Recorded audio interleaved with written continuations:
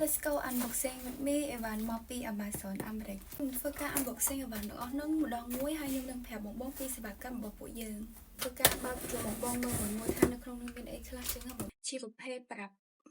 កាត់កញ្ចក់ដៃអេឡិចត្រូនិកបងបងនិយាយទៅសម្រាប់កូនក្មេងបើសិនជាបងបងណាដែលជាអ្នកម្ដាយថ្មីអត់ទាន់ចេះកាត់កញ្ចក់កូនក្មេងទេបងបងអាចទិញអានេះទៅប្រើប្រាស់បានតបមក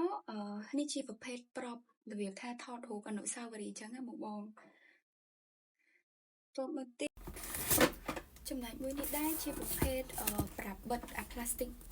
ថង់ផ្លាស្ទិកដែលពេលយើងបូមទៅដោះទឹកដោះហើយដាក់ក្នុងថង់ហើយអានោះវាជួយបិទឲ្យចិត្តល្អបងបងនិយាយរួមទៅបើសិនជាបងបងម៉ាក់ថ្មីដែលកំពុងតែត្រូវការ accessory សម្រាប់ baby បងបងអាចធ្វើការឆែកនៅក្នុង Amazon បានដោយសារតែនៅក្នុងហ្នឹងគឺមានលក់ប្រភេទជា accessory សម្រាប់ baby ពីច្រើន brand មែនតើអញ្ចឹងបងពេញចិត្តឬក៏បងមានចំណាប់អារម្មណ៍ទៅលើទំនិញមួយណាបងអាចធ្វើការ copy link និងផ្ញើមកកាន់ page បានបងអរគុណ